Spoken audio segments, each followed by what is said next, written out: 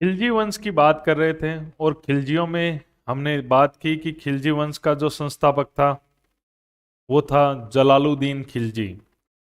जलालुद्दीन खिलजी की हत्या अलाउद्दीन खिलजी ने कड़ा के अंदर कर दी थी जब वो उससे मिलने के लिए गया था। तब अलाउद्दीन खिलजी ने कड़ा में अपने आप को सुल्तान घोषित कर दिया। लेकिन जलालुद्दीन खिलजी का लड़का भी दिल्ली के अंदर बन गया सुल्तान। अलाउद्दीन खिलजी कड़ा से दिल्ली जाता है और कब्जा कर लेता है और गद्दी पर बैठ जाता है अलाउद्दीन खिलजी। तो जलालुद्दीन खिलजी को मारकर और उसके बेटे को मारकर गद्दी पर आ जाता है अलाउद्दीन खिलजी। अलाउद्दीन खिलजी आप जानते हो एक बड़ा महत्वपूर्ण शासक हुआ है। इसके जबरदस्त क्वेश्चन आएंगे तो इसको ढंग से समझना है, एक एक चीज को बेसिक को समझो। अलाउद्दीन खिलजी, अलाउद्दीन खिलजी का वास्तविक नाम था अली गुरसाप। वास्तविक नाम, वास्तविक नाम हुआ करता था इसका अली गुरसाप। अली गुरसाप इसे कहा जाता है। कौन था ये? जलालुद्दीन खिलजी, जलालुद्दीन खिलजी का भतीजा, भतीजा भी था जलालुद्दीन खिलजी का, वह दामाद भी था। जलालुद्दीन खिलजी का भतीजा भी था और उसका दामाद भी था। अलाउद्दीन खिलजी ने जो अपना राज्याभिषेक करवाया था वो लाल महल में करवाया था। राज्याभिषेक इसका कहां हुआ था? राज्याभिषेक, राज्याभिषेक इसका लाल महल में हुआ था, दिल्ली में। लाल महल आप जानते हो, लाल महल किसका बनाया हुआ था? बलबन का। लाल महल जो दिल्ली में है बलबन का बनाया हुआ था। उस लाल महल के अंदर अलाउद्दीन खिलजी का राज्याभिषेक हुआ था। अलाउद्दीन खिलजी ने कई उपाधियां धारण की थी। वेरी वेरी इंपॉर्टेंट क्वेश्चन है इसकी उपाधियां। उपाधियां देखो कौन कौन सी इसने उपाधियां धारण की थी। इसने उपाधि धारण की सिकंदर ए सानी। ये अपने आप को विश्व विजेता बनाना चाहता था सिकंदर की तरह। तो सिकंदर ए सानी, इसका अगर अर्थ देखें तो दूसरा सिकंदर। अपने आप को ये सिकंदर से तुलना करता था। सिकंदर आपको पता है विश्व विजेता बनना चाहता था, विश्व विजेता के लिए निकला था और बहुत सारे क्षेत्र को जीत लिया था। इसलिए सिकंदर को विश्व विजेता बोल देते हैं अपन। तो सिकंदर जैसा बनना चाहता था, इसलिए उपाधि भी वही धारण इसने की। जिल्ले इलाही, जिल्ले इलाही की उपाधि इसने धारण की। जिल्ले इलाही का मतलब होता है ईश्वर का प्रतिनिधि, अल्लाह का प्रतिनिधि। स्वयं को इसने ईश्वर का प्रतिनिधि कहा। ऐसी ही उपाधि आपको याद होगा सबसे पहले धारण करने वाला कौन था? जिले इलाई की सर्वप्रथम उपाधि किसने धारण की थी? बताया था मैंने, बलबन ने धारण की थी। तो बलबन के बाद में अलाउद्दीन खिलजी ने भी जिले इलाई की उपाधि धारण की है। यामीन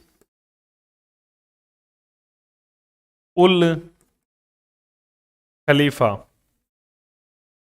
इसने खलीफा को खुश करने के लिए यामीन उल खलीफा की उपाधि धारण की थी।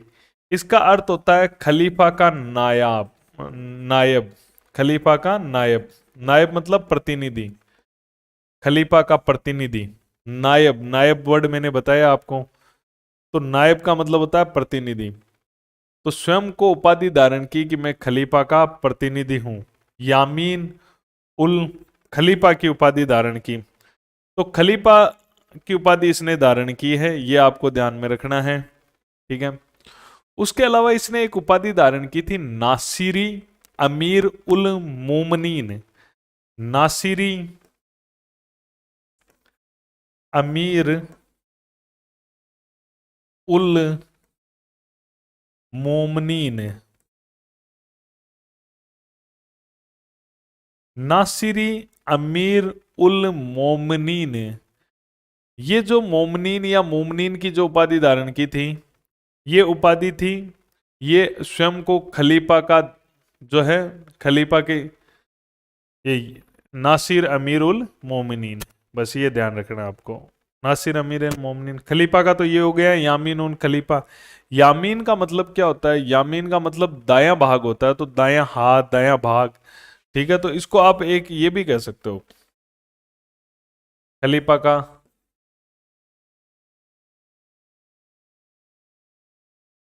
दायां भाग। नासिर अमीर उल मोमिनीन, ये उपाधि इसने धारण की। देखो, अलाउद्दीन खिलजी जो था, बिल्कुल खलीफा को सम्मान दिया इसने, लेकिन खलीफा को मान्यता दी, लेकिन शासक बनने के लिए इसने अनुमति नहीं ली थी। वेरी इंपॉर्टेंट बात है कि खलीफा को मान्यता दी, खलीफा के अधिकार को मानता था ये, क्योंकि इस्लाम में खलीफा का महत्व था, मान्यता दी, लेकिन शासक बनने की अनुमति नहीं ली, बनने की अनुमति प्राप्त नहीं की।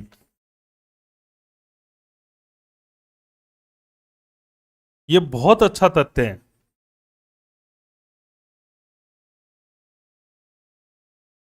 देखो, खलीफा को मान्यता जरूर दी इसने, खलीफा को मान रहा है, खलीफा से संबंधित उपाधि धारण कर रहा है, लेकिन शासक बनने की उपाधि धारण नहीं की। जैसे तुमने देखा, सल्तनत काल के शासक क्या करते थे, जनरली खलीफा से पत्र लेते थे, एक कागज लेते थे कि भाई आप हमें अनुमति दो, एक फॉर्मेलिटी थी, लेकिन उसका सम्मान भी बढ़ जाता खलीफाकार, इनका सम्मान भी इस्लाम में बढ़ जाता कि भाई धर्मगुरु से उपाधि लेकर गद्दी पर बैठा है। अलाउद्दीन खिलजी ने खलीफा को मान्यता दी, सम्मान किया, लेकिन उससे शासक बनने की अनुमति नहीं ली। क्यों? क्योंकि अलाउद्दीन खिलजी का यह सिद्धांत था कि जो धर्म है और राजनीति है, दोनों अलग चीज है। तो ये पहला सुल्तान हुआ दिल्ली के अंदर जिसने धर्म को राजनीति से पृथक कर दिया, अलाउद्दीन खिलजी ने। इससे पहले कोई ऐसा सुल्तान नहीं था। इसने उसको अनुमति दी, उसको मान्यता दी, लेकिन उसे शासक बनने की अनुमति नहीं ली। तो Alauddin Khilji, very important question है। अलाउद्दीन खिलजी प्रथम सुल्तान था दिल्ली सल्तनत का। ठीक है, या दिल्ली सल्तनत लिख दूं या सल्तनत लिख दूं, एक ही बात है ना इन शब्दों पे। सल्तनत का प्रथम सुल्तान था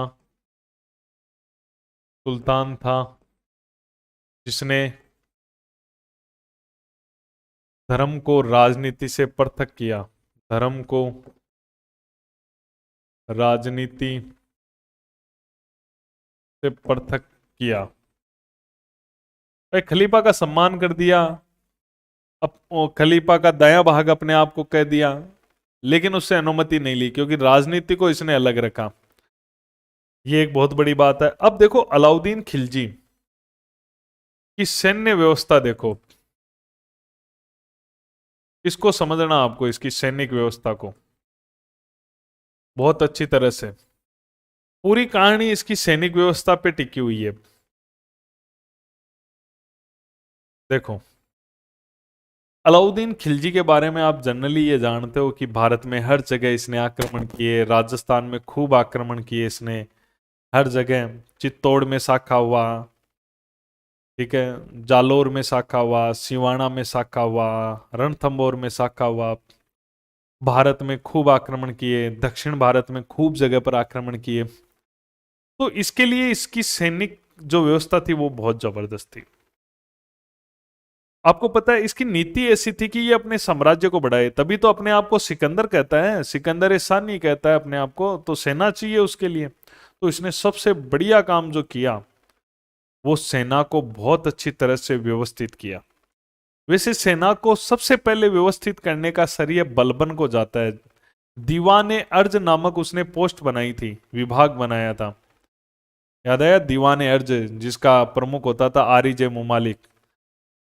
लेकिन उसने थोड़ा बहुत सुधार किया, इसने पूरी सैनिक व्यू रचना को बदल के रख दिया, व्यवस्था को। पहला सुल्तान था जिसने सबसे बड़ी व स्थायी सेना रखी, पहला सुल्तान जिसने बड़ी व स्थायी सेना रखी, वह स्थायी सेना में, देखो ये क्वेश्चन बनेगा इसलिए स्थायी सेना रखी। सबसे पहले स्थायी सेना रखने की नींव इसी ने रखी थी, परमानेंट बहुत बड़ी सेना। क्योंकि ये परमानेंट बहुत कम सैनिकों को रखते थे सल्तनत काल में, युद्ध के समय बुला लेते थे, क्योंकि अगर आप परमानेंट लाखों सैनिक रखोगे तो खर्चा लगेगा। तो युद्ध के समय ये बुला लेते थे, तो उनको हिस्सा भी दे देते, लूट के माल का हिस्सा भी दे देते। तो लेकिन स्थायी सेना रखी सबसे पहले अलाउद्दीन खिलजी ने, ध्यान रखना, बहुत बड़ी स्थायी सेना रखी। इसने वो किराए के सैनिकों वाला सिस्टम ही बंद कर दिया।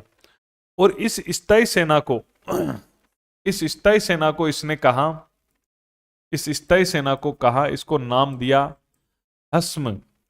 हस्म का मतलब होता है सेना। ए मुर्तब, ए मुर्तब, हर्ष ए मुर्तब कहा गया। हर्ष ए मुर्तब का मतलब क्या हुआ? हर्ष से मुर्तब का मतलब होता है कि इसमें स्थायी जो सेना इसने रखी, ऐसे ही नहीं कि हर किसी को इसने सैनिक रख लिया। इसने क्या किया? निरीक्षण किया उनका, और निरीक्षण करके सैनिकों को नियुक्त किया। निरीक्षण करके सैनिक नियुक्त। तो ये व्यवस्था जो थी, इस व्यवस्था के तहत इसने सेना बनाई थी। इसके सैनिक एकदम खरे, पूरी परीक्षा जैसे आजकल आर्मी के लिए 2 ऑर्डर होती है ना, उसी प्रकार इस प्रकार इसने सैनिक व्यवस्था कायम की। अब देखो, इतनी बड़ी स्थायी सेना तो इसने रख ली, क्योंकि पहला सुल्तान है जिसने स्थायी सेना रखना शुरू किया है। बाकी थोड़ी बहुत रखते थे, बाकी किराए पे आती थी। इसने ये नींव रखी, और भर्ती भी एकदम प्रक्रिया के तहत कर रहा है। इसने नगद वेतन देना भी शुरू किया सेना को, इससे पहले किसी ने नहीं दिया था। पहला सुल्तान है जिसने पूरी सेना को नगद वेतन देना शुरू किया। तो नगद वेतन देना शुरू, ये काम भी इसने शुरू किया, पूरी सेना को नगद वेतन दिया। ठीक है, चलो ये भी बढ़िया बात है, बड़ी सेना रख रहा है, इतना पेमेंट भी देना पड़ रहा है, भारी काम है। और सैनिकों के हुलिया नोट करने की प्रथा चलाई, इससे पहले ऐसा नहीं था। सैनिकों के हुलिया नोट करने की प्रथा चलाई, कि जो सैनिक भर्ती होंगे उनके हुलिया नोट किए जाएंगे। हुलिया नोट मतलब आजकल भर्ती होती है तो आप देखते हो आपकी फोटो ली जाती है, सब होता है।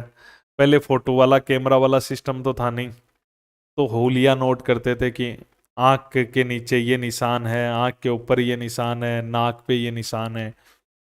हुलिया नोट, ताकि सैनिक बदले नहीं। भर्ती किसी और को किया, जैसे भर्तियों में फर्जीवाड़ा होता है, आप देख रहे हो किस प्रकार परीक्षा कोई और दे रहा है, डमी कैंडिडेट बिठा देते हैं। तो इस प्रकार की राजस्थान में जो एसआई की भर्ती चर्चित इसी मामले को लेकर रही। तो अब निरीक्षण करके सैनिक नियुक्ति कर रहे हैं, भर्ती किसी और को कर दिया और नौकरी कोई और कर रहा है, नहीं, हुलिया नोट करवाया इसने। इसने घोड़े दागने की प्रथा चलाई, इससे पहले नहीं चली थी ये। बड़ा चालाक आदमी था, सेना में बहुत जबरदस्त परिवर्तन किया। इससे पहले यह प्रथा कभी नहीं चली थी। घोड़े दागने की प्रथा क्या थी? घोड़ों पर निशान लगाया जाता था, शाही निशान।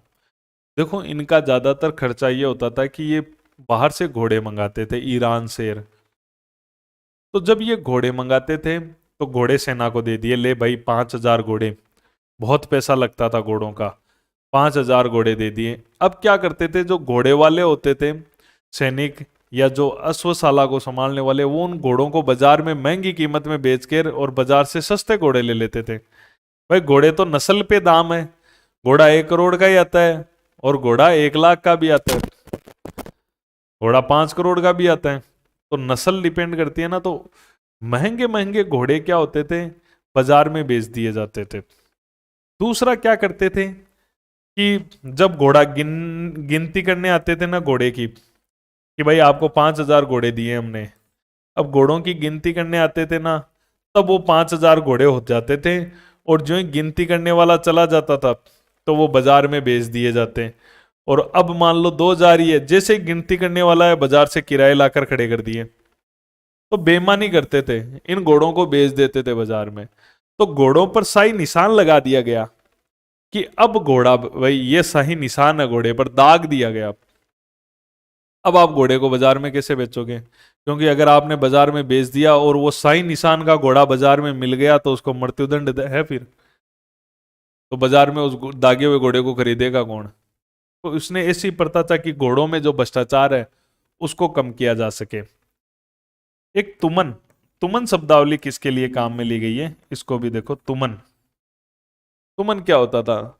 10,000 सैनिकों की जो टुकड़ी होती थी उसे तुमन कहा जाता था।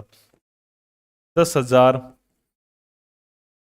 सैनिकों की टुकड़ी, 10,000 सैनिकों की जो इसकी टुकड़ी होती थी वो तुमन कहलाती थी। ये दशमलव प्रणाली से संगठित सैनिक थे। दशमलव प्रणाली इसकी सैनिकों की टुकड़ियां बनाने की प्रणाली थी। दशमलव प्रणाली, दशमलव प्रणाली का मतलब है 10 के गुणा में रखते थे सैनिक। इसकी जो सेना थी वो दशमलव प्रणाली पर चलती थी। दशमलव का मतलब है 10 सैनिक, 100 सैनिकों पर एक आदमी, 1,000 सैनिकों पर 10,000 पर 1,00,000, ऐसे। तो तुमन होता था वो 10,000 सैनिकों की टुकड़ी होती थी। 10 सैनिकों की टुकड़ी 100, ये दशमलव सिस्टम है, 10-10 की टुकड़ियां होती थी। तो 10,000 सैनिकों की टुकड़ी क्या कहलाती थी? तुमन कहलाती थी। बाकी तो मैं जब आपको सल्तनत काल की सैन्य व्यवस्थाएं अलग से पढ़ाऊंगा तब इस पे विस्तार से चर्चा करेंगे। तो ये इसकी सैनिक व्यवस्था थी। अब देखो, अलाउद्दीन जो खिलजी था ना, उसने इतनी बड़ी सेना रखी और उनको नगद पेमेंट भी दे रहा है। तो पैसा चाहिए, पैसा चाहिए तो इसको क्या करना पड़ेगा? पैसा कहीं से तो निकालना पड़ेगा। ठीक है, तो कर वर बढ़ा देंगे, चलो ठीक है। दूसरा, इसने सैनिकों को नगद वेतन तो दिया लेकिन बहुत थोड़ा वेतन दिया। भाई सैनिक को तनख्वाह चाहिए 5,000, दे रहा है 2,000, क्योंकि इतनी बड़ी सेना को पेमेंट कहां से देगा? 5,000 की जगह 2,000 दे रहा है। तो एक बात बताओ, क्या सैनिक 2,000 में नौकरी करेगा? फिर 5,000 की जगह 2,000 दे रहे हो तो सैनिकों में असंतोष हो जाएगा। तो इसलिए इसने एक आइडिया निकाला और इसने क्या किया कि इसने बाजार को ही नियंत्रित कर दिया। सेना दिल्ली में रहती थी तो दिल्ली में उनकी फैमिलीज वगैरह रहती थी, तो दिल्ली में ही इसने क्या किया? बाजार को नियंत्रित कर लिया। बाजार को नियंत्रित किया, बाजार में महंगाई को नियंत्रित कर लिया। भाई आपको 5,000 की जगह 2,000 रुपए मिल रहे हैं, लेकिन अगर महंगाई कम कर दोगे तो 2,000 में ही सैनिकों का गुजारा हो जाएगा, तो विद्रोह नहीं होगा। भाई कोई चीज है वो 50 रुपए की मिल रही है, अब वो इन लोगों को 20 रुपए में मिल रही है, तो पूरी दिल्ली में तो आम लोगों को भी फायदा हुआ इससे। सैनिकों को तो होना ही होना था, आम लोगों को भी फायदा हो गया। अलाउद्दीन खिलजी ने बाजार को नियंत्रित कर दिया। ये ऐसा आज तक किसी ने नहीं किया था कि जिसने बाजार को कंट्रोल कर लिया था। तो ये भी उसकी एक बहुत बड़ी उपलब्धि है, बाजार नियंत्रण व्यवस्था। तो अभी तो हमने उसकी सैनिक व्यवस्था पढ़ी है, स्थायी सेना, नगद वेतन, हुलिया नोट, घोड़ा दागना, तुमन। ठीक है, अब हम देखते हैं बाजार नियंत्रण व्यवस्था। बहुत अच्छे क्वेश्चन आते हैं। किसने चलाई थी? अलाउद्दीन खिलजी ने।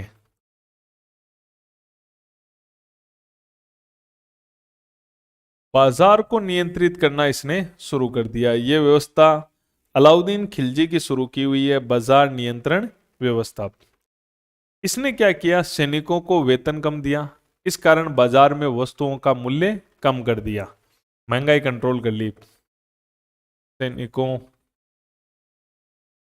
को वेतन, इतनी बड़ी सेना, भाई बड़ी सेना है ना, स्थायी है, परमानेंट है, तो सैनिकों को वेतन कम दिया, इस कारण बाजार में वस्तुओं की कीमत अब वो कंट्रोल में की गई। ठीक है, कीमत मूल्य, कीमत को या मूल्य को कम किया गया। तो इसने ऐसे बाजार नियंत्रण का प्रयास किया। अलाउद्दीन खिलजी ने क्या किया, प्रत्येक वस्तुओं का मूल्य निर्धारित कर दिया इसने।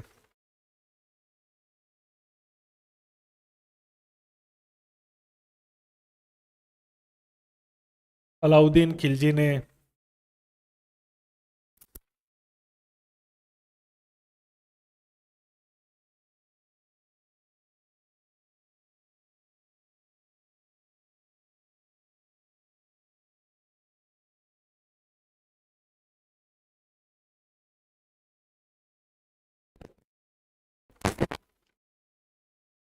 प्रत्येक वस्तु का मूल्य निर्धारित कर दिया।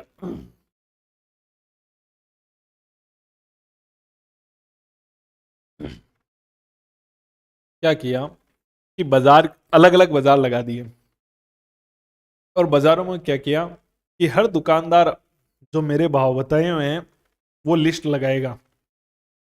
ये कई बार खुद है ना भेस बदल के बाजार चला जाता था, और बाजार के अंदर ये देखता था कि कहीं कोई चीज महंगी तो नहीं बेच रहा,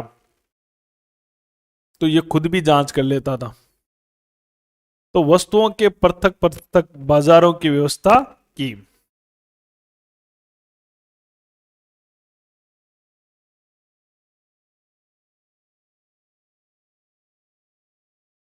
तो वस्तुओं के पृथक पृथक बाजारों की व्यवस्था की।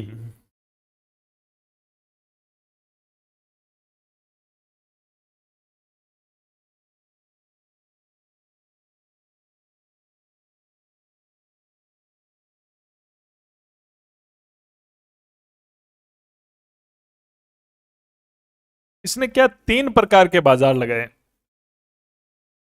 नंबर एक बाजार लगाया खाद्यान्न का, जिसमें खाद्यान्न मिलता था। नंबर दो लगाया इसने कपड़े का बाजार, जिसमें कपड़ा मिलता था।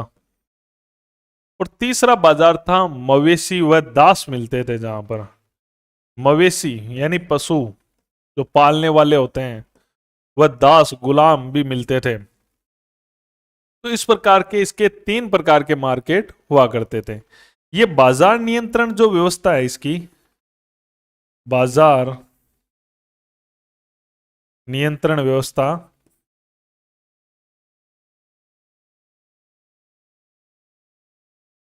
केवल दिल्ली में ही लागू थी।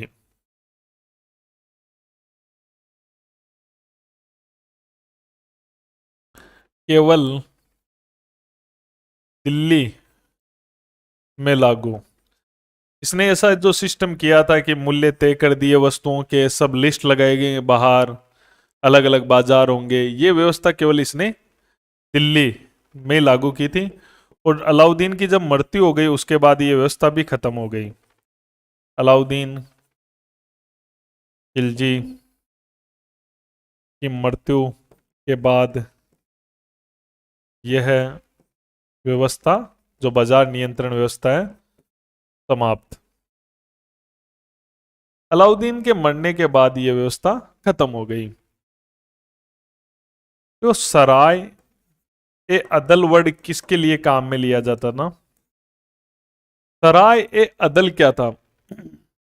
जो बाजार को ही कहते थे जनरली, जो सरकारी सहायता प्राप्त बाजार हैं।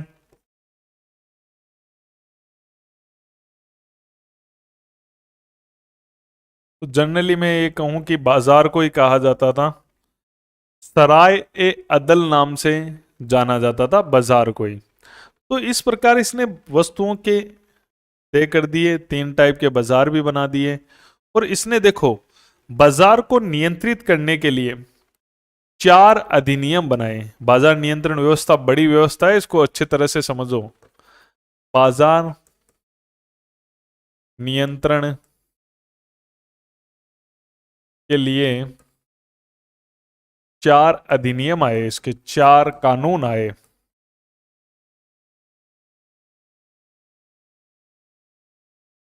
नंबर एक आया कानून, जिसे कहा जाता है पहला कानून। तो इसमें रटने की जरूरत नहीं, पहला कानून, पहला अधिनियम। दूसरा है दूसरा अधिनियम। फिर आया तीसरा अधिनियम, कोई रटने की जरूरत नहीं पड़ेगी, देखना बहुत सरल है। तीसरा अधिनियम, और अगले को अपन क्या कहेंगे? चौथा अधिनियम, चार है ना। चौथे को मैं अंतिम अधिनियम भी बोल सकता हूं क्योंकि ये लास्ट में आया है, इसलिए मैं इसे अंतिम अधिनियम भी बोलूंगा। ये चार अधिनियम चार अलग अलग बाजारों, अलग अलग सिस्टम के लिए आए। देखो बाजार तो तीन ही थे आपको। तो पहला बाजार कौन सा था? खाद्यान्न वाला, मैंने बताया ना। तो ये खाद्यान्न संबंधी बाजार का कानून था कि उसमें कौन कौन से कानून लागू होंगे। दूसरा बाजार किसका था? कपड़ा संबंधी, तो ये एक्ट कपड़ा संबंधी था। तीसरा बाजार किसका था? मवेशी व दास संबंधी, तो ये एक्ट भी। तीन बाजार थे तो तीन एक्ट तो तीन बाजार से रिलेटेड थे। चौथा एक्ट ये था, ये वस्तुओं को परमिट जारी करने से रिलेटेड था। कुछ ऐसी वस्तुएं थी जिनको परमिट जारी किया जाता था, बिना परमिट के वो बेची ही नहीं जा सकती थी, उनका परमिट लेना पड़ता था। तो चौथा और अंतिम कानून था उन स्पेशल वस्तुओं के लिए। जो पहला कानून खाद्यान्न के लिए, ये कपड़े के लिए। कपड़ा में किराना भी इसी में आता था, कपड़े वाले में किराना का सामान मिलता था, ये ध्यान रखना। आप कहोगे किराना कहाँ मिलता था, तो ये भी यहां देखो, कपड़ा व किराना सामान, उसी मार्केट में, कपड़ा मार्केट में ही किराना मिलता था। कपड़ा व किराना संबंधी सामान, तो उससे रिलेटेड है ये। मवेशी दास संबंधी तीसरा बाजार था, तो तीन अधिनियम हो गए। चौथा अधिनियम था कोई स्पेशल कोई वस्तुएं जो इनके अलावा हो, जो ये तो जरूरत की चीजें हैं, जरूरत के अलावा कोई मौज मस्ती वाली चीजें हो, मतलब है कि आमोद प्रमोद वाली चीजें हो, ऐशो आराम वाली चीजें हो, शौकीन चीजें हो, तो उनके लिए चौथा एक्ट था। ठीक है। इसके लिए एक पद भी गठित किया गया, ऐसा नहीं कि वो परमिट कौन देगा और उसका पूरा सिस्टम था। उसे कहते थे परवाना नवीस, परवाना देता था वो।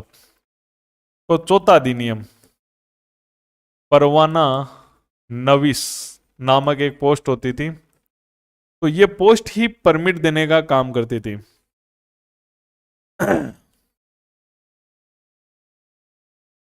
पद का गठन किया गया, ये पद बनाया गया, और ये पद वाला आदमी क्या करता था? परवाना नवीस वाला चौथे एक्ट में वस्तुओं को परमिट जारी करने का अधिकार इसी के पास था। वस्तुओं को परमिट जारी करने का अधिकार, कि भाई कौन सी वस्तु ये बिकेगी मार्केट में, क्या होगा। वो इनके अलावा जो वस्तुएं हैं, अब कपड़े में भी कपड़े अलग टाइप के भी होते हैं। एक तो होता है जनरली, एक होते हैं जो पैसे वाले लोगों के होते हैं, अलग अलग टाइप के महंगे कपड़े। ठीक है। तो जैसे निम्न कपड़ों के लिए परमिट जारी किया जाता था, निम्न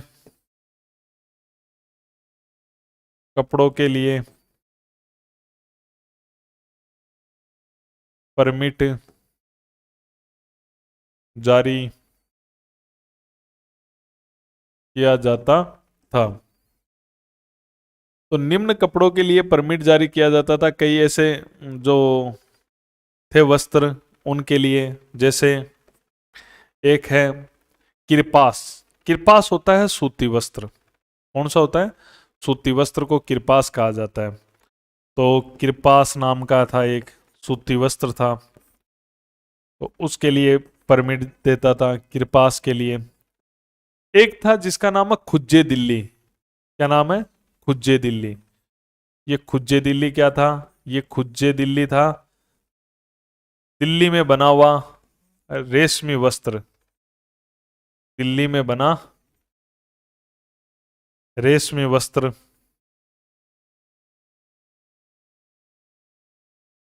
इसे खुज्जे दिल्ली कहा जाता था। ठीक है।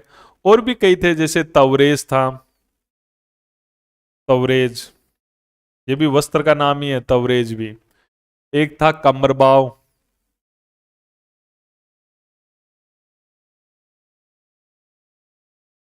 कमरबाव, ये भी एक कपड़ा ही था। ठीक है। कंज मावरी, कंज मावरी, ये भी एक कपड़े का नाम ही है। इनके लिए परमिट लेना पड़ता था। तस्बीह था,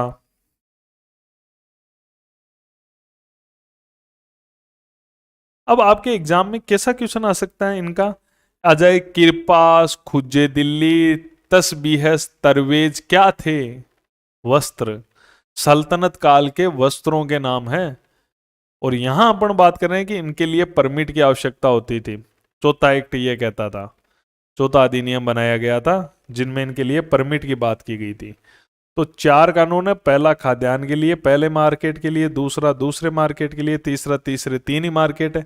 अब मार्केट में कुछ अलग चीजें अगर बिक रही है तो उसके लिए आपको परवाना नबीस नाम के एक व्यक्ति से परमिट लेना होगा, जिसमें मैंने कपड़ों की बात बताई है कि इन कपड़ों को बेचने के लिए परमिटों की आवश्यकता होती थी। इससे आपकी 2 चीजें क्लियर हो गई कि सल्तनत काल में कौन से वस्त्र हुआ करते थे। आपसे नाम दे के पूछ लिए ये क्या है, आप बता सकते हो कि ये वस्त्र है। वस्त्रों के नाम में शब्दावलियां भी मिल गई अपन को साथ साथ में। अब देखो, बाजार नियंत्रण के लिए इसने कानून बना दिए, बाजार नियंत्रण के लिए इसने अधिकारी भी बनाए। ये बहुत इंपॉर्टेंट बात है जो आपको अच्छी तरह से आने चाहिए कि बाजार नियंत्रण के लिए जो इसने अधिकारी बनाए वो कौन कौन से अधिकारी थे जो बाजार नियंत्रण करते थे। बाजार नियंत्रण के अधिकारी पद सर्जित किए, नए पद बनाए अधिकारियों के। भाई नई व्यवस्था है तो बाजार नियंत्रण इसी ने शुरू किया है तो नए पद भी आएंगे, वेरी इंपॉर्टेंट है। दीवान ए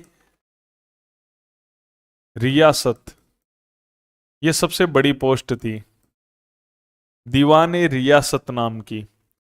दीवान ए रियासत ये इस पूरी व्यवस्था का, बाजार व्यवस्था का प्रमुख यही है, बाजार व्यवस्था का प्रमुख। तो आपसे पूछे कि ये पोस्ट किसने चलाई थी, किसने ये पोस्ट सर्जित की थी दीवान ए रियासत की, तो अलाउद्दीन खिलजी ने की थी।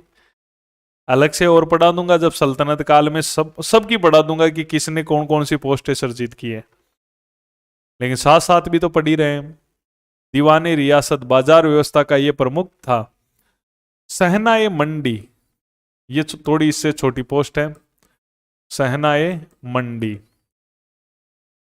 सहनाए मंडी क्या होता था, ये व्यापारियों का पंजीकरण वगैरह करता था। ये बाजार जो प्रमुख हैं उनका हेड हुआ करता था, व्यापारियों का पंजीकरण भी करता था। भाई कौन सा व्यापारी है वो बाजार में बेचेगा क्या है, पूरा सिस्टमेटिक काम था। तो उनका पंजीकरण करना, और बाजार प्रमुखों का हेड भी होता था ये, बाजार प्रमुखों का हेड। एक बाजार प्रमुखों को कहा जाता था सहना, बाजार प्रमुखों को सहना कहा जाता था का हेड। हेड मतलब प्रमुख, प्रमुख।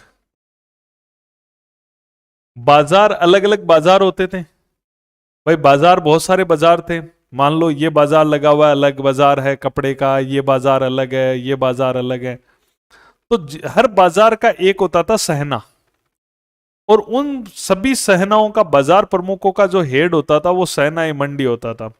पहले आप सहनाई मंडी में रजिस्ट्रेशन कराओ, फिर आप अन्य बाजारों में अपनी चीजें बेचो। और उन बाजारों में बेचने जाओगे तो उन बाजारों का प्रमुख सहना होगा, उनका भी हेड है, ये सबसे बड़ा बाजारों का हेड है, पूरी व्यवस्था का हेड दीवान ए रियासत है। बरीद ए मंडी, बरीद वर्ड हमेशा के लिए रट लो। बरीद गुप्तचर को, जासूस को कहा जाता है, ये मैंने पहले भी बताया था आपको। गुप्तचर व्यवस्था में बरीद ए मंडी पोस्ट, बरीद ए मंडी इसी ने, ये यहां पर जो बाजार में गुप्तचरों का प्रमुख था, मंडी में बाजार में गुप्तचरों का प्रमुख, मंडी में जो बाजार है, बाजार में भी तो गुप्तचरी करनी पड़ेगी ना। कोई माल इधर उधर ब्लैक तो नहीं कर रहा है, कोई महंगा तो नहीं बेच रहा है, कोई चालाकी तो नहीं की जा रही है। तो बरीद ए मंडी हुआ करता था, अच्छी तरह से याद रखना। बरीद मतलब गुप्तचर होता है। सेना, सेना मतलब बाजार होता है, तो ये बाजारों वाला का हेड है मंडी का। नोट, क्वेश्चन एक अच्छा क्वेश्चन बनेगा। अपन अलाउद्दीन खिलजी ने ही तो ये व्यवस्था शुरू की थी, तो ये पोस्ट अलाउद्दीन खिलजी के समय ही थी, और के समय तो थी नहीं। तो अलाउद्दीन खिलजी किस समय आपसे पूछे कि समय दीवान ए रियासत कौन था, भाई इस पोस्ट पे था कौन, ठीक है, तो मैं ये कह सकता हूं कि पहला दीवान ए रियासत कह दो चाहिए, ठीक है, जो अलाउद्दीन खिलजी के समय होगा। तो मैं इसको ऐसे भी लिख दूं तो कोई दिक्कत नहीं। पहला दीवान ए रियासत कौन था?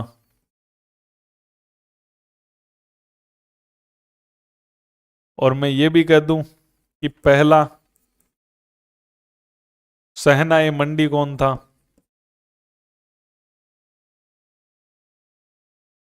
अलाउद्दीन खिलजी के समय ये पोस्ट है, अलाउद्दीन खिलजी ने ही तो सर्जित की है।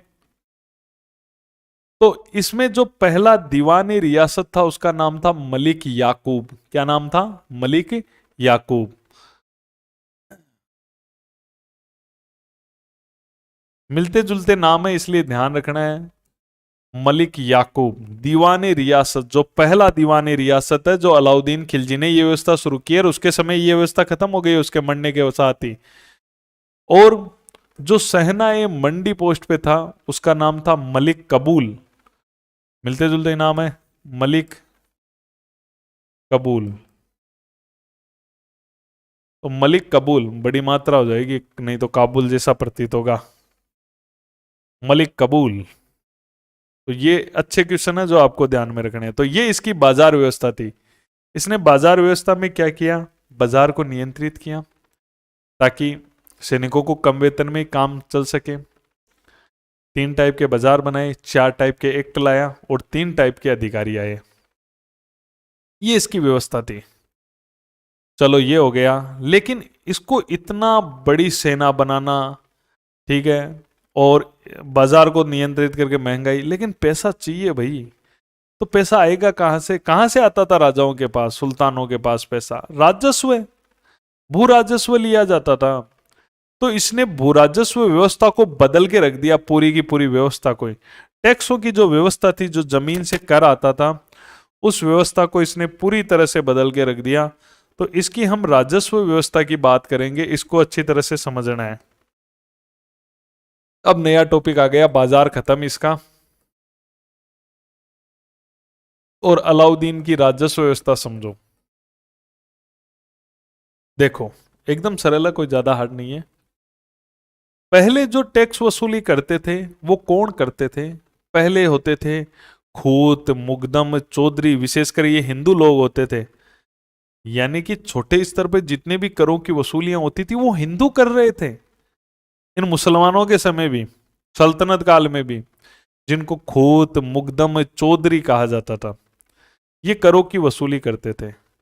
इसने क्या किया? इनके अधिकार तो छीन लिए। बड़े ठरके से रहते थे खूत, मुकदम और जो चौधरी पोस्टें थी, बड़े ठरके से, एक तरह से ऐसो आराम से रहते थे, करों की वसूली यही करते थे। अलाउद्दीन खिलजी ने सबसे पहले इनके अधिकार छीने और करों की वसूली के लिए सरकारी कर्मचारी लगाए और एक सरकारी डिपार्टमेंट बनाया, दीवान मुस्तखराज नाम का। पहली बार ऐसा हुआ कि सरकारी कर्मचारियों से वसूली शुरू की, और ये वसूली शुरू करने वाला कौन था? अलाउद्दीन खिलजी। इससे पहले सरकारी वसूली नहीं होती थी। बहुत अच्छा तथ्य है। राजस्व व्यवस्था में कितना बड़ा इसने परिवर्तन कर दिया कि जो पुरानी व्यवस्था है उसको पूरा ही खत्म कर दिया। अब करों की वसूली कौन करेगा? सरकारी कर्मचारी करेगा। दूसरी चीज, एक चीज तो चलो देखो, राजस्व कमाने का तरीका क्या होता है? राजस्व कमाने का पहले तो अपने आदमी लगाए सरकारी, चलो ठीक है, सरकारी आदमी, लेकिन आपके पास में जमीन भी तो होनी चाहिए बहुत सारी, तभी तो जितनी जमीन होगी उतना ही तो राजस्व आएगा। तो इसने क्या किया? जो दान में दी गई जमीनें थी, जिनको मिल्क भूमियां कहा जाता है, जो दान में दी जाती थी, वह जमीनें हैं, जो धार्मिक ये मस्जिदों को दी जाती थी, वह भूमियां दान में दी जाती थी, या जो ओ, जो काम करने वाले होते थे उनको दी जाती थी, इक्ता वगैरह जो दिया जाता था, जो जमीनें काम के बदले दी गई थी, जो वंशानुगत जमीनें हैं, जो अमीरों को दी गई थी, अमीर जैसे ठाकुरों को, ये अमीर, यहाँ मुसलमान अमीर कहलाते थे, अमीरों को दी गई जमीनें, वक्फ की, दान में, मिल्क भूमियां सब छीन ली। छीन कर इनको खालसा घोषित कर दिया। खालसा मतलब खुद की जमीन, सीधी केंद्र की जमीन को खालसा कहा जाता है। जब जमीन सीधी राजा के अंडर में आ जाती है वो खालसा कहलाती है। तो इसने इनकी जमीनें छीनकर अपना क्षेत्र और बढ़ा लिया, तो टैक्स और आ जाएगा, डबल हो गया टैक्स। खुद की जमीनें थी, मलिक अमीरों की दान में दी गई, इनाम में दी गई, वह की जमीनें इसने छीनकर खालसा घोषित कर दिया। तो सरकारी कर्मचारी करेंगे, दूसरी जमीनें बढ़ा ली, तीसरी क्या करेगा भाई, टैक्स ले रहे थे ये, जितनी भी आपके भू राजस्व आय होती थी, मुसलमान टैक्स 1/3 लेते थे कि जितनी आपकी आय हुई, मान लो 100 किलो हुई तो 33 किलो ले जाता था शासक। इसने 50% कर दिया टैक्स, आधा लेके जाऊंगा मैं। तो 1/3 से 1/2 कर दिए इसने, टैक्स भी बढ़ा दिए। तो इसने ऐसे ऐसे सिस्टम शुरू किए। चौथी चीज इसने क्या किया, भूमि नाप। भूमि का नाप इससे पहले किसी ने, इसने पैमाइश कराई। पैमाइश के आधार पर कि जमीन कितनी है इतना उत्पादन होगा देना पड़ेगा। पहले चलता था पैदाइश के आधार पर कि पैदावार कितनी हो रही है आपके पास में, कि आपके पास में 100 क्विंटल हो रहा है तो आप हमें पहले कहते थे 33 दे दो। ये कहता है 100 क्विंटल नहीं, आपके पास जमीन कितनी, इस जमीन पर इतना होगा ही होगा, 100 का नहीं है, वही जमीन नपेगी। जमीनें नपकर जमीनों की श्रेणियां बना दी, इस जमीन में इतना टैक्स आएगा, इसमें इतना आएगा, इतना आएगा। तो जबरदस्त शोषण तो हुआ भाई, पर खुद खूब पैसा कर लिया इसने। और भी कुछ नए टैक्स भी इसने ऐड कर दिए भू राजस्व के अलावा भी। कुछ जैसे घर बनाएगा तो गड्डी कर, ठीक है, चराई कर, ऐसे नए कर भी चला दिए इसने। तो इसको अच्छी तरह से समझो इसने क्या क्या किया। पहले वक्त तो पहले सबसे पहले क्या किया, पहले खूत, मुकदम, चौधरी, जो कि कौन होते थे, हिंदू ही होते थे,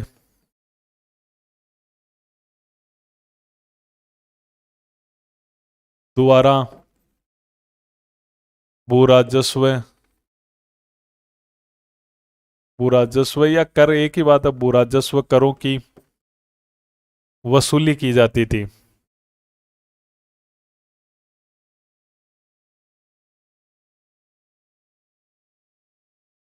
तो इनके अधिकार छीने, इनकी हालत ऐसे कर दी थी। चौधरी मुकदम खूत की तो भयंकर हालत खराब हो गई थी, इनके तो बेटों की सगाई नहीं होती थी, फिर ऐसी हालत कर दी थी इसने। इसने नया राजस्व विभाग खोला। तो इसने नया विभाग खोला इसके लिए, दीवान ए मुस्त खराज, ये सरकारी डिपार्टमेंट बना दिया इसने। खराज का मतलब क्या होता है, भू राजस्व ही होता है ना। तो दीवान ए मुस्त खराज विभाग की स्थापना की।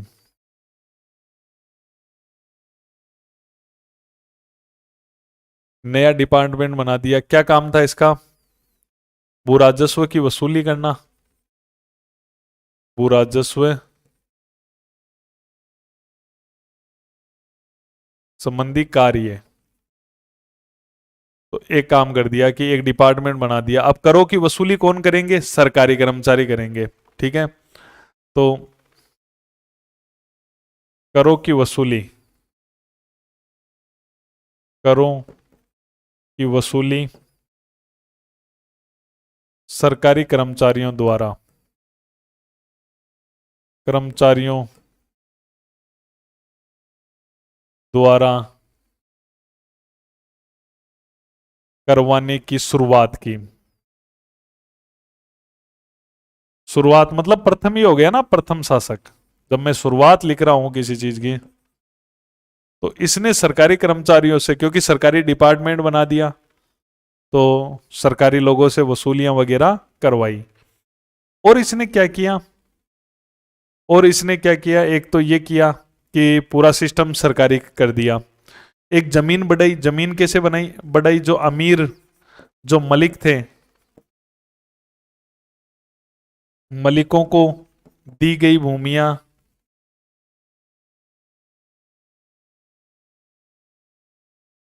दान में दी गई भूमि,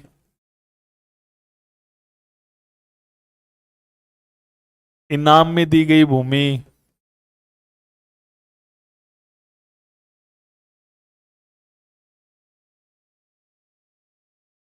वफ को दी गई भूमि, वफ भूमि, वफ जो इनके मस्जिद वगैरह और जो धार्मिक क्रियाक्रम उनके उनके लिए दी जाती थी, ये जो ये भूमियां इसने छीन ली, छीनी और उनको क्या किया, खालसा घोषित कर दिया। खालसा मतलब सीधी केंद्र की भूमि हो गई।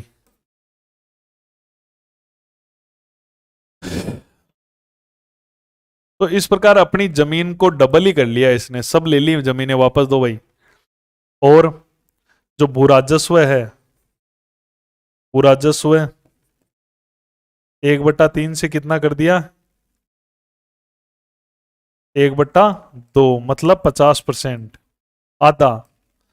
50% कहूं या आधा कहूं एक ही बात है, 1/2 कर दिया। तो लो, टैक्स भी बढ़ा दिया, जमीनें ही बढ़ा ली, और सरकारी कर्मचारी वसूलियां करेंगे, ये भी इसने शुरू कर दिया। अब इसने एक सिस्टम और किया जो पहले कभी नहीं था। इसने क्या सिस्टम शुरू किया कि इसने राजस्व की नगद नगद लेना शुरू किया। जैसे 100 क्विंटल होता था, 33 क्विंटल ले जाते थे पहले वाले, इसने कहा नहीं, मुझे पैसा दो। तो नगद शुरुआत करने वाला ये प्रथम सुल्तान था। भूराजस्व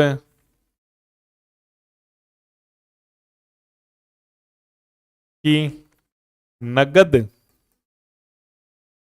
अदायगी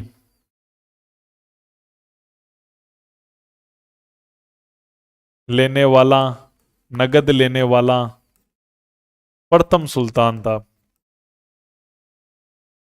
तो इसने क्या किया, नगद लेना शुरू कर दिया। तो ये भी एक शानदार तथ्य है, नगद इससे पहले किसी ने नहीं लिया था। इसने भूराजस्व की वसूली के लिए कई सरकारी कर्मचारी छोड़ रखे थे भूराजस्व वसूली के लिए। तो भूराजस्व की वसूली के लिए केंद्रीय कर्मचारियों की नियुक्तियां की गई। सीधा वहीं से आते थे आदमी, उधर ही देख रेख में थे।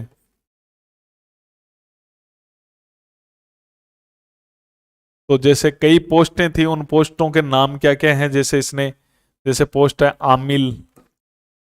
आमिल बड़ा होता था, काफी बड़े क्षेत्र पे ये टैक्स लेके जाता था। एक होता था नौसिंदा। नौसिंदा ये पोस्टों के नाम है, जो कर्मचारियों के पद हैं ये, जो वसूलियां करते थे। एक था सरहंग। सरहंग ये कर्मचारी है अन्य, जो अपने अपने क्षेत्रों में वसूलियां करते थे। एक हुआ करता था मुहसिल। मुहसिल तो ये सरकारी कर्मचारी है जो करों की वसूलियां करते थे। इसने जो सबसे पहले शुरुआत की है वो भी एक very important, very very important तथ्य है, नगद लेना। देखो ये इसने सब नया ही सिस्टम शुरू किया है, इसलिए इंपॉर्टेंट क्वेश्चन तो बनते ही हैं। इसने क्या किया, भूमि की पैमाइश करवाई। पैमाइश का मतलब होता है नाप। इससे पहले जो वसूलियां की जाती थी वो पैदाइश पर की जाती थी, और इसने भूमि की पैमाइश करवाई, नाप करवाया। तो नाप इसने पूरी जमीन नपवाई, किसकी कितनी जमीन है, भूमि पैमाइश। भूमि पैमाइश, पैमाइश, पैमाइश को मैं नाप कह दूं कि भूमि की नाप करवाई, एक ही बात है। या इसे ही कहा जाता है मसाहत, नाप करवाना, मसाहत करवाई, ठीक है, मसाहत। नाप करवाने को ही मसावत कहते हैं, पैमाइश कहा जाता है। करवाकर इसने राजस्व तय किया, करवाकर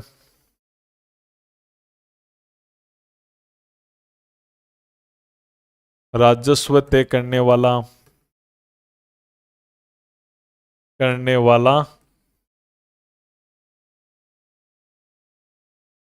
प्रथम सुल्तान। इससे पहले जो था वो पैदावार पर लिया जाता था।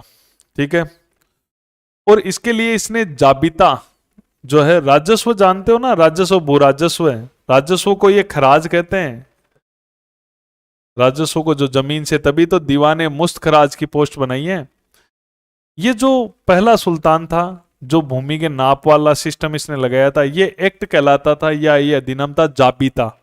आपसे पूछे भाई जाबिता क्या है? जाबिता का मतलब है ये एक्ट था जिसे जमीनें नपेगी और उसके आधार पर राजस्व तय होगा। इसको जाबिता अधिनियम भी कहा गया।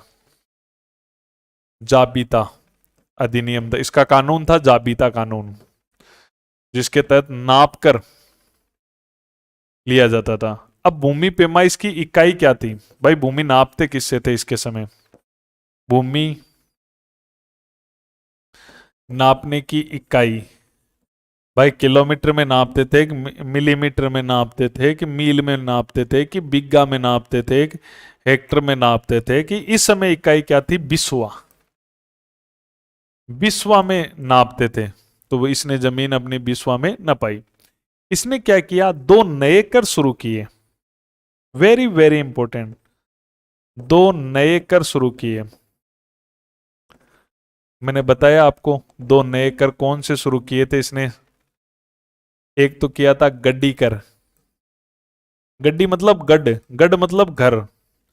तो इसको गड्डी कर भी कहते हैं, इसको घर कर भी कहते हैं, इसको मकान कर भी कहते हैं। एक ही बात है कि अगर कोई मकान बनाएगा गड्डी, इसको घर कर या घरी कर या मकान कर, एक ही बात है भाई। अगर कोई मकान बनाएगा, पक्का निर्माण कराएगा, गढ़ बनाएगा, तो टैक्स देना पड़ेगा। तो घर पे भी कर लगा दिया इसने, चराई कर।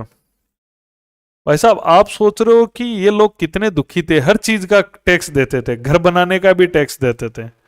आप लोग ये सोचते हो कि हर चीज का टैक्स, टैक्स भाई अब भी देते हैं हम। अभी घर ऐसे नहीं बनता है, टैक्स देते हैं, हर चीज का टैक्स लगता है। नहीं तो प्रशासन कैसे चलेगा? बिना टैक्स के प्रशासन नहीं चल पाता है, पॉसिबल नहीं हो पाता।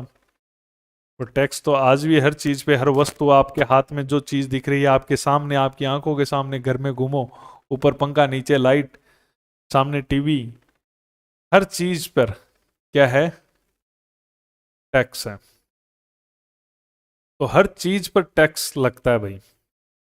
तो ये इसने भी चराई कर, यानी कि चराई कर केवल दूध दारू पशुओं पे ही था, समझ रहे हो ना? ऐसे नहीं कि दूध दारू पशुओं पे ही लेते थे केवल। दूध दारू मतलब दूध देने वाला,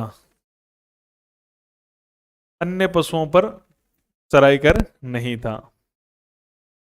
तो इस प्रकार इसने 2 नए टैक्स लगाए। वेरी वेरी इंपॉर्टेंट है ये दोनों। गड़ी कर, चराई कर किसने चलाए आप बता दोगे? अलाउद्दीन खिलजी ने चलाए। इसने क्या किया?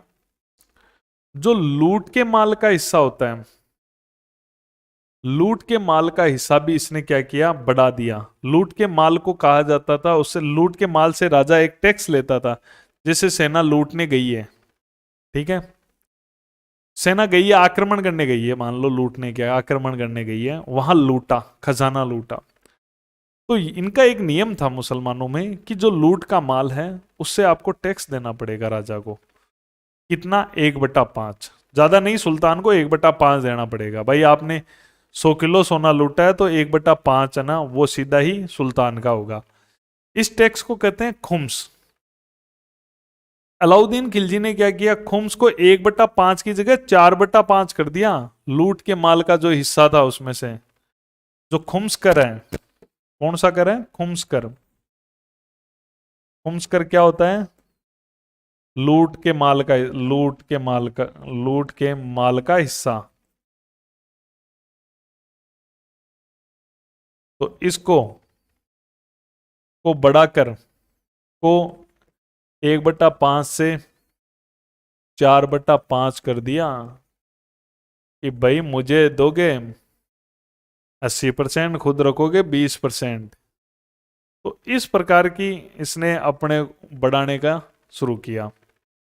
अलाउद्दीन जो था ना, उसने कृषि में, भू राजस्व व्यवस्था में बहुत बढ़िया योग काम किया, लेकिन इसको कोई तो सपोर्ट कर रहा था इस मामले में, तभी इतना काम कर पाया। इसका जो वजीर था, या इसका वजीर को नायब भी कहते थे, नायब वजीर एक टाइप की पोस्ट हो गई थी, पहले नायब अलग पोस्ट थी जो सुल्तान का प्रतिनिधि था, बहराम शाह ने ये शुरू की थी। फिर नायब वजीर पोस्ट पर एक ही आदमी बैठता था। धीरे धीरे नायब अपने आप ही गायब हो गई, वजीर नाम से ही जानी गई, जो पहले से ही जानी जा रही थी। सर्फ काइनी, ये अच्छा क्वेश्चन है कि जो अलाउद्दीन खिलजी है, अलाउद्दीन खिलजी के कृषि व राजस्व व्यवस्था में सुधार का श्रेय, सुधार का श्रेय किसे दिया जाएगा? सुधार का श्रेय दिया जाएगा इसके वजीर को, वजीर या जिसको नायब भी कहते थे, वजीर या नायब, सर्फ काइनी। क्या नाम था? सर्फ काइनी। तो इस प्रकार से इसकी ये व्यवस्था थी, जो कि क्या व्यवस्था थी? ये राजस्व संबंधी व्यवस्था कंप्लीट हो गई। अब हम बात करते हैं कि इसने प्रशासन के अंदर क्या क्या चेंजेस लाए। ये तो हो गई इसकी, क्या कुछ प्रशासनिक पोस्टें गठित की, क्या किया। प्रशासनिक व्यवस्था, प्रशासनिक व्यवस्था में एक दो पोस्टों के बारे में देख लो आप। प्रशासनिक व्यवस्था, बड़ा चालाक आदमी था, तो इसने सबसे मेन चीज ध्यान दिया गुप्तचर पर, क्योंकि देना था, तेज आदमी था, हर जगह निगरानी रखनी। वो आपने जो बरीद मंडी गुप्तचर पढ़ा ना, वो तो मंडी का है भाई, वो तो बाजार नियंत्रण की गुप्तचरी करेगा। इसने क्या किया, एक पोस्ट थी पहले से चली आ रही थी, उसको बहुत अच्छा बनाया, बरीद ए मुमालिक। ये वैसे बरीद ए मुमालिक पोस्ट है, ये बलबन के समय ही गठित हो गई थी। ये गुप्तचर प्रमुख होता था। कौन होता था? गुप्तचर प्रमुख। तो इसको बहुत ज्यादा व्यवस्थित किया, इस पद को व्यवस्थित किया, एकदम सिस्टेमेटिक ढंग से इस पोस्ट को किया। ये पोस्ट तो वैसे शुरू तो आपको मैंने बता दी थी कि बलबन ने कर दी थी, लेकिन इसको व्यवस्थित करने का जो श्रेय जाता है वो अलाउद्दीन खिलजी को जाता है। एक अलाउद्दीन ने एक पोस्ट चलाई थी जो गुप्तचरों के, ये तो हेड हो गया, जो पहले से चल रहा था इसको पूरा व्यवस्थित कर दिया, इस डिपार्टमेंट को इसने। एक पोस्ट थी मुनहियन। मुनहियन क्या आपसे पूछे? मुनहियन, मुनहियन गुप्तचर ही होते हैं, गुप्तचरों को मुनहियन कहा जाता था। तो ये इसने गुप्तचरों पर ही ध्यान दिया, ये इसकी प्रशासनिक व्यवस्था है। अब इसकी बात करते हैं हम, इसका प्रशासनिक व्यवस्था तो थोड़ा नई हेडिंग है ना, तो नई हेडिंग के लिए मैं टॉपिकों के लिए कौन सा कलर काम में ले रहा था? ये प्रशासनिक व्यवस्था, तो थोड़ा सा ये टॉपिक हो गया अपने ये। अब नया टॉपिक लेते हैं इसका राजत्व सिद्धांत।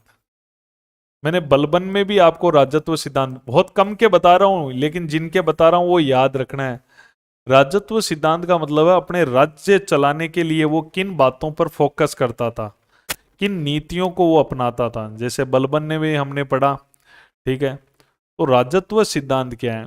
कुछ एक राजाओं का बताऊंगा, तो जिनका बताऊंगा उनका याद कर लेना, एग्जाम की दृष्टि से वेरी इंपॉर्टेंट है, ठीक है। जैसे हमने बलबन का राजत्व सिद्धांत देखा था, ठीक है। अलाउद्दीन जो खिलजी है उसके राजत्व सिद्धांत का प्रतिपादन जानकारी अमीर खुसरो देता है।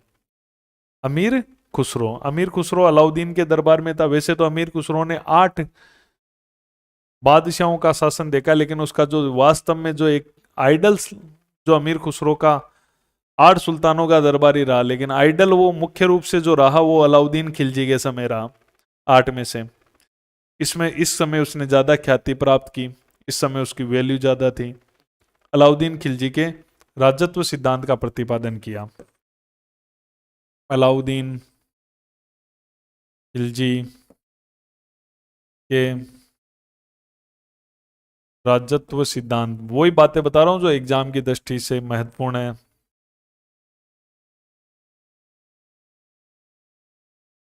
किसने किया भाई? अमीर खुसरो ने।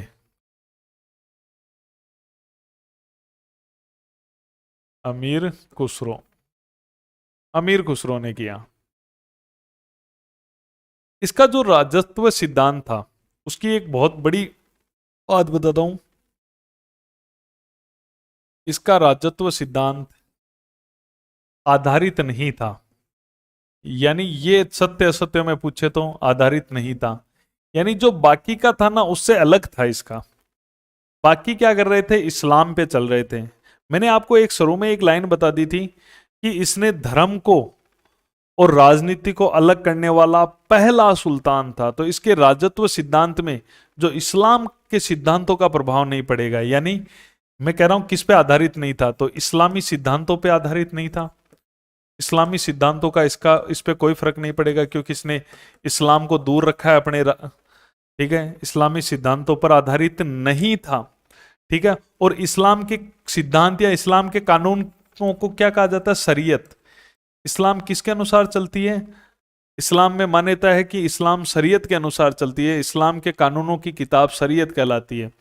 और उलेमा वर्ग, उलेमा एक वर्ग होता है जो कि इस्लाम के सिद्धांतों की रूढ़िवादी व्याख्या करता है, एकदम कट्टर व्याख्या करता है उसकी, रूढ़िवादी पुरानी। इस्लाम की कोई भी बात हो तो ये धर्मगुरु हैं, ये उसकी व्याख्या करेंगे, और थोड़ा रूढ़िवादी तरह, आधुनिक सोच नहीं रहेगी, रूढ़िवादी सोच रहेगी। तो ये जो उलेमा वर्ग है, ये जो शरीयत है, ये इस्लाम है, इस पे ही तो चलते थे ये सुल्तान जो दिल्ली के थे, इसी पे। लेकिन इसने इनको फॉलो नहीं किया है। तो यह एक बहुत ही महत्वपूर्ण बात निकल के आपके सामने आई रही है।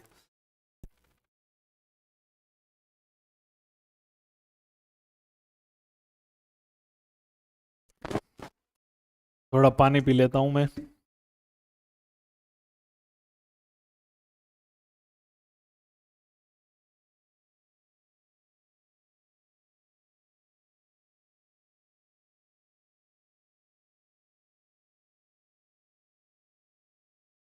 अलाउद्दीन खिलजी की एक बात आपके दिमाग में अच्छी तरह से आ गई है कि अलाउद्दीन खिलजी ऐसा है कि जो इस्लाम के सिद्धांतों को राजनीति में नहीं ला रहा है, राजत्व सिद्धांत में नहीं ला रहा है। एक बार की बात है, अलाउद्दीन खिलजी बयाना के काजी के पास बैठे हुए थे। बयाना का काजी था मुगीसुद्दीन, उसके पास बैठे थे। तो अलाउद्दीन खिलजी ने कहा कि देखो, मुझे तो कोई ज्ञान नहीं है, ना मैंने कोई पुस्तक पढ़ी है, ना मुझे कोई ज्ञान है, फिर भी मैं जन्म से मुसलमान हूं। ठीक है, और मैं तो ऐसे आदेश देता हूं जो राज्य के हित में हो। मैं परिस्थितियां देखते हुए तर्क के आधार पर निर्णय लेता हूं। मैं ये नहीं जानता कि शरीयत में उसकी अनुमति है, इस्लाम की कानून की किताब में है या नहीं है। मैं नहीं जानता कि जब कयामत का दिन आएगा, न्याय का दिन आएगा, तब अल्लाह मेरे साथ में कैसा व्यवहार करेगा। तो ये कहता है मैं तो, मुझे कुछ ज्ञान नहीं है, मैंने कुछ नहीं पढ़ा है मेरे, मैं हूं जन्म से मुसलमान, लेकिन मैं अपने राज्य में क्या वो फैसला लेता हूं जो राज्य के लिए सही है, चाहे वो शरीयत में है या अनुमति देता है या नहीं देता। अब मुझे नहीं पता कि अल्लाह मेरे साथ क्या न्याय करने वाला है। तो ये कथन पूछा जाता है कि ये कथन किसका है। ठीक है, तो ये अलाउद्दीन खिलजी का कथन है, तो अच्छा क्वेश्चन बन जाता है, अभी लिखवा दूंगा मैं। उसके अलावा अलाउद्दीन खिलजी है वो देवीय सिद्धांत को नहीं मानता कि भाई राजा होता है वो अल्लाह, अल्लाह या खुद स्वयं ईश्वर है या स्वयं है, तो ऐसा ये नहीं मानता। ये निरंकुशता में विश्वास रखता है, देवीय शक्ति पर विश्वास नहीं रखता। देवीय शक्ति के स्थान पर निरंकुश शासन पर विश्वास है इसका।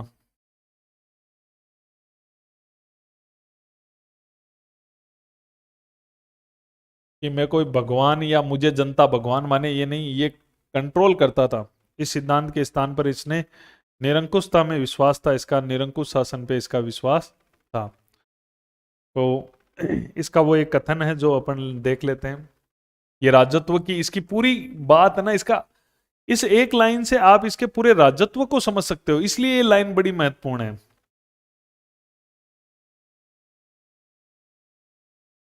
अलाउद्दीन खिलजी ने बयाना के काजी, धर्मगुरु होते हैं ये काजी भी, उलेमा अलग चीज है। उलेमा क्या होते हैं? वो धर्म की व्याख्या करने वाले लोग होते हैं। ये काजी होते हैं जो धर्म के अनुसार न्याय वगैरह भी करते हैं धर्म के आधार पे। तो बयाना का काजी था जिसका क्या नाम था? मुगीसुद्दीन। मुगीसुद्दीन। तो मुगीसुद्दीन को कहा, मुगीसुद्दीन को कहता है कि यद्यपि मुझे कोई ज्ञान नहीं है, यद्यपि मुझे कोई ज्ञान नहीं है, मैंने कोई भी पुस्तक नहीं पढ़ी है, पुस्तक नहीं पढ़ी है, मैं जन्म से मुसलमान हूं, मैं जन्म से मुसलमान हूं, मैं राज्य के हित में फैसले लेता हूं, परिस्थितियों व तर्क पर आधारित निर्णय करता हूं, करता हूं।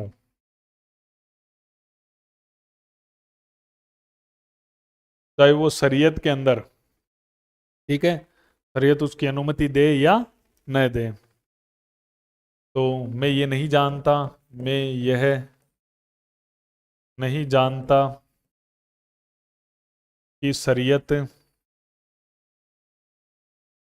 में इसकी अनुमति है या नहीं, शरीयत में इसकी अनुमति है या नहीं। अल्लाह कयामत के दिन, कयामत के दिन या न्याय भी लिखा सकता है, न्याय के दिन, कयामत के दिन मेरे साथ क्या व्यवहार करेगा।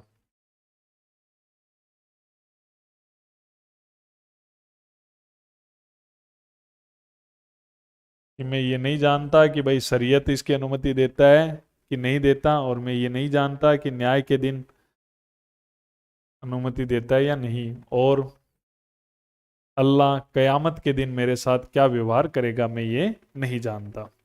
तो ये अलाउद्दीन खिलजी का जो था राजत्व सिद्धांत भी हो गया।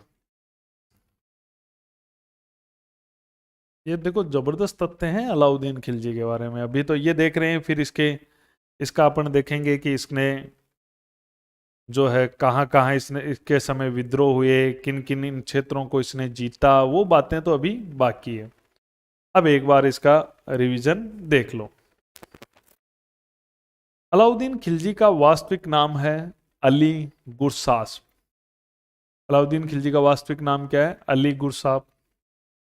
जलालुद्दीन खिलजी का भतीजा व दामाद था। राज्याभिषेक लाल महल में करवाया। लाल महल दिल्ली में है जो बलबन ने बनाया था। उपाधियां शानदार।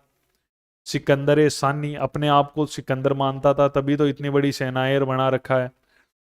जिले इलाही, ईश्वर का प्रतिनिधि, ऐसी उपाधि पहले बलबन ने धारण की थी। यामीन उल खलीफा, खलीफा का दायां भाग, नायाब। नासिरी अमीर उल मोमिनीन, खलीफा को मान्यता दी लेकिन शासक बनने की अनुमति प्राप्त नहीं की। देखो इसने क्या किया, खलीफा को मान्यता दी लेकिन शासक बनने की अनुमति नहीं ली इसने। अलाउद्दीन खिलजी सल्तनत का प्रथम सुल्तान था जिसने धर्म को राजनीति से पृथक किया है। धर्म अलग, राजनीति अलग, ये इसका सिद्धांत है राजत्व का।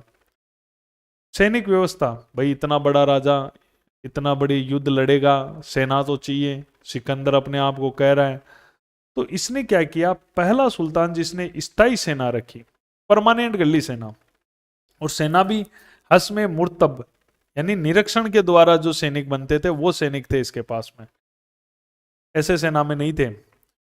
नगद वेतन देना इसने शुरू किया, परमानेंट सेना, नगद पेमेंट, सैनिकों के होलिया नोट करने की प्रथा चलाई, क्योंकि लोग सैनिकों को परमानेंट रख रहा है तो चेंज नहीं हो जाए, कोई भर्ती किसी और की हो रही है और कोई और आ जाए। घोड़े दागने की प्रथा, ताकि घोड़ों को कोई इधर उधर ना बेच ले, निशान बना दिए। तुमन 10,000 सैनिकों की टुकड़ी, और दशमलव प्रणाली से संगठित था इसका पूरा सैनिक सिस्टम, ठीक है, 10, 100 और 1000 ऐसे। बाजार को नियंत्रित किया, सैनिकों को वेतन कम दिया, इस कारण बाजार में वस्तुओं की कीमत और मूल्य को भी कम किया, नहीं तो सैनिकों में असंतोष हो जाएगा। अलाउद्दीन खिलजी ने प्रत्येक वस्तु का मूल्य निर्धारित कर दिया, वस्तुओं के पृथक पृथक बाजार बना दिए, खाद्यान्न, कपड़ा, मवेशी व दास, 3 बाजार। बाजार नियंत्रण व्यवस्था केवल दिल्ली में ही लागू की इसने।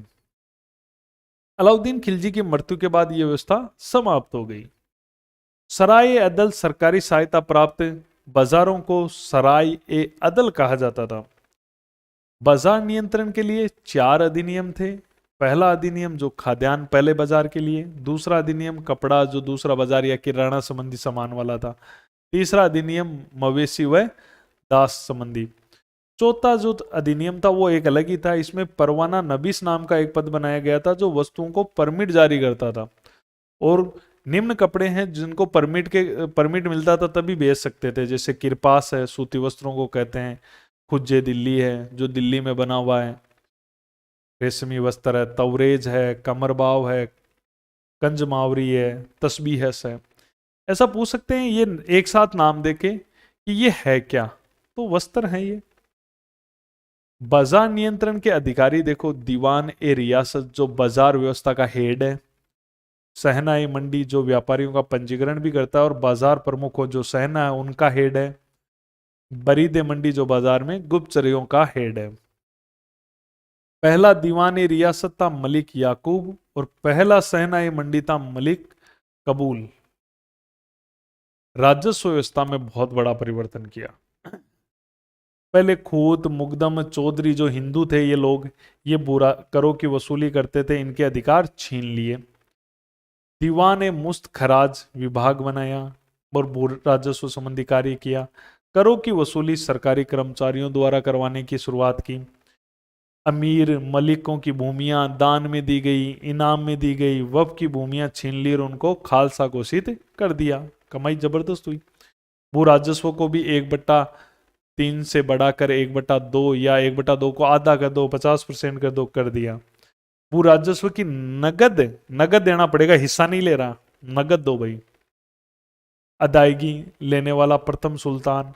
भू राजस्व की वसूली के लिए केंद्रीय कर्मचारियों के नाम आपसे पूछेंगे, ये कौन है? आमिल, नवसिंदा, सरहंग, मुहसिल, ये कौन है? ये कर वसूल करने वाले हैं, केंद्र के कर्मचारी है, अलाउद्दीन खिलजी के कर्मचारी है। भूमि पैमाइश या नाप के आधार पर भू राजस्व लेने वाला, पहले जितना होता था उसमें से पैदाइश से लेता था, इसने पैमाइश, भूमि की पैमाइश करा के राजस्व तय करने वाला पहला सुल्तान था। राजस्व को कहते हैं खराज। जाबिता लगाया इसने, यानी नाप करके दो। भूमि नापने की इकाई बिस्वा कहलाती है। 2 नए कर भी लगाए अलाउद्दीन ने, गड़ी कर, घरी कर, मकान कर, चराई कर, ठीक है, जो कि चराई कर जो दूसरा कर था वो दुधारू पशुओं पे था। खुम्स कर जो लूट के माल का हिस्सा होता था उसको 1/5 से, बाकी ये सब सुल्तान 1/5 लेते थे, इसने 4/5 कर दिया। अलाउद्दीन खिलजी के कृषि व राजस्व व्यवस्था में सुधार का श्रेय वजीर उसके सर्फ कायनी को जाता है, तो वो पूरी हेल्प करता था इसके, अलाउद्दीन खिलजी की। प्रशासनिक व्यवस्था की बात करें तो बरीद ए मुमालिक, बरीद जो कि एक गुप्तचर प्रमुख था, ये वैसे तो बलबन की पोस्ट थी बनाई हुई, लेकिन इसको व्यवस्थित इसने किया, गुप्तचरी व्यवस्था को पूरा व्यवस्थित करने का श्रेय अलाउद्दीन को जाता है। मोनियन नाम के गुप्तचर थे इसके, पदों के नाम है ये। राजत्व सिद्धांत की बात करें तो अलाउद्दीन का राजत्व सिद्धांत हमें अमीर खुसरो से जानकारी मिल जाती है। इसका राजत्व आधारित नहीं था इस्लाम पर, इस्लाम रिलेटेड ही बात हो गई ना, शरीयत पर या उलेमा वर्ग पर। देवी शक्ति के स्थान पर निरंकुश शासन पर विश्वास था। अलाउद्दीन खिलजी ने बयाना के काजी मुगीसुद्दीन को कहा था कि यदि भी मुझे कोई ज्ञान नहीं है, ना मैंने कोई किताब पढ़ी है, फिर भी मैं जन्म से मुसलमान हूँ और मैं ऐसे निर्णय लेता हूँ, ऐसे आदेश देता हूँ जो राज्य के हितकर हों, और परिस्थितियों को देखकर मैं तर्कसंगत निर्णय लेता हूँ। मैं ये नहीं जानता कि शरीयत में इसकी अनुमति है या नहीं, मैं ये नहीं जानता कि क़यामत के दिन अल्लाह मेरे साथ में कैसा व्यवहार करेगा। तो ये अलाउद्दीन खिलजी का राजत्व सिद्धांत।